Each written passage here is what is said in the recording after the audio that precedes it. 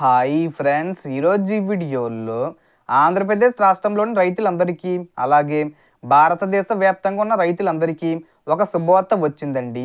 PM Kisan 21 విడత నిధులు మరియు అన్నదాత సుఖీభవ 2వ విడత నిధుల విడుదలకు సంబంధించి శుభవార్త రావడం జరిగింది. అలాగే ఈ రైతులకు ఒక్కొక్కరికి 10,000 రూపాయల చొప్పున రాష్ట్ర ప్రభుత్వం విడుదల చేయబోతుంది. సో ఎప్పుడు విడుదల చేస్తారు, అర్హతలేంటి, దానికి సంబంధించిన పూర్తి ఇన్ఫర్మేషన్ ఈ వీడియోలో తెలుసుకుందాం. సో రీసెంట్గా వచ్చిన తాజా సమాచారం ప్రకారం దీపావళి కానుకగా ప్రభుత్వం నిధులు విడుదల చేస్తుందనే వార్త వచ్చింది. కానీ ఆ రోజున ఎలాంటి అధికారిక అప్డేట్ మాత్రం రాలేదు.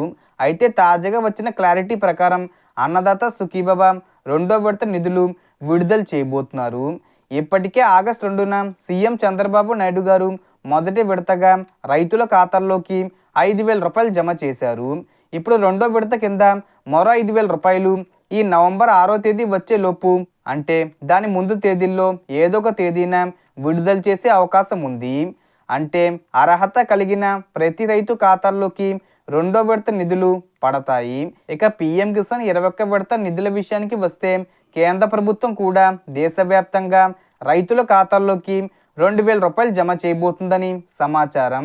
అంటే ఆంధ్రప్రదేశ్ రైతుల ఖాతాల్లోకి ఒకేసారి 5,000 రూపాయలు ప్లస్ 2,000 రూపాయలు కలిపి మొత్తం 7,000 రూపాయలు జమ కానుంది. మిగతా రాష్ట్రాల రైతులకు మాత్రం 2,000 రూపాయలు మాత్రమే పడుతుంది.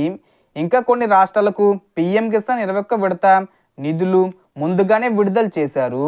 ముఖ్యంగా హిమాచల్ ప్రదేశ్, పంజాబ్, ఉత్తరాఖండ్ రాష్ట్రాలకు. ఎందుకంటే ఆ ప్రాంతాల్లో వరదలు, కొండ చర్యలు విరిగిపడ్డాయి కాబట్టి ముందుగానే సహాయం చేశారు. ఇక ఆంధ్రప్రదేశ్ రైతులకు మరో గుడ్ న్యూస్. కౌలు రైతుల ఖాతాల్లోకి సీఎం చంద్రబాబు నాయుడు గారు ఒకేసారి అన్నదాత సుఖీభవ మొదటి విడత మరియు 2వ విడత నిధులు కలిపి 10,000 రూపాయలు జమ చేయబోతున్నారు. అయితే ఈ నిధులు పొందాలంటే తప్పనిసరిగా CCRC కార్డు ఉండాలి.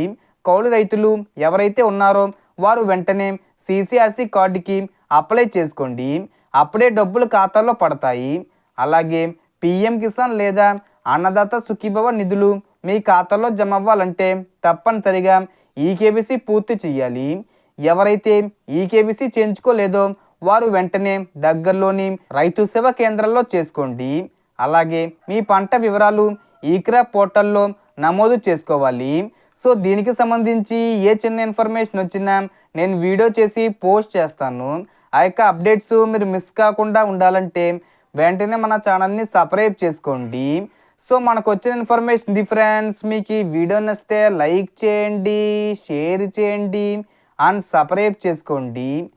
Thanks for watching.